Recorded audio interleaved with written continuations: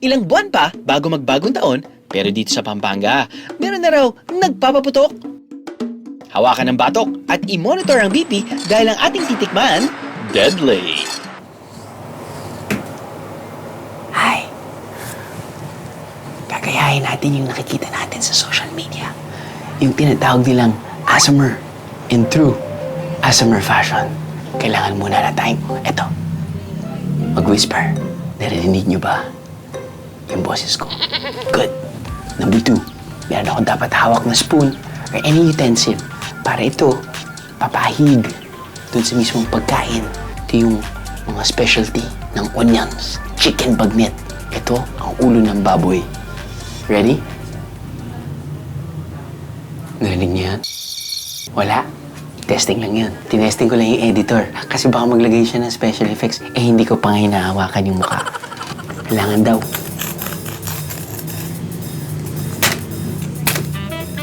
Sa manok naman. Dali na nga.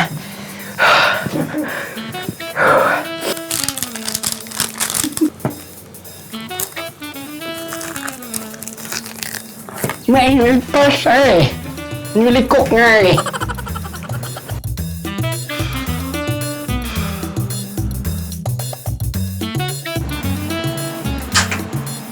Hindi niyo pa naririnig at nakikita yan sa mga ASMR.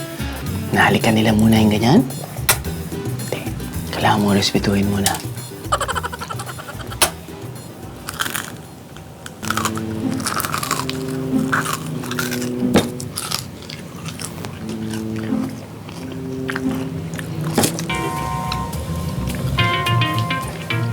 In fairness, mainit.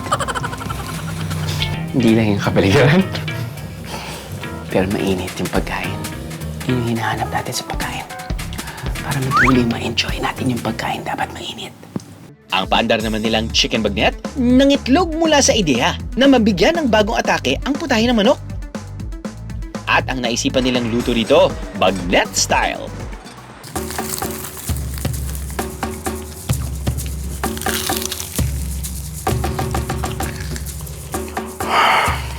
Malutong siya.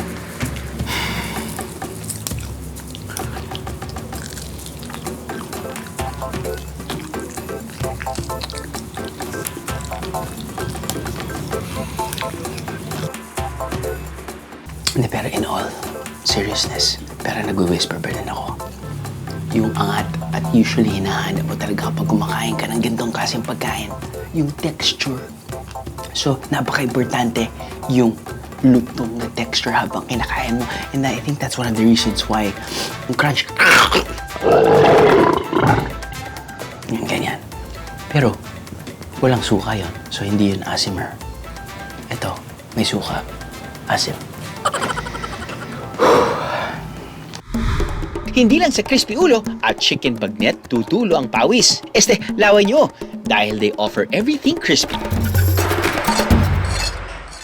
I'm the meeting is a BIA. All you gotta do is just subscribe to the YouTube channel of GMA Public Affairs and you can just watch all the Behind the Joe episodes all day, forever in your life. Let's go! Yeehaw!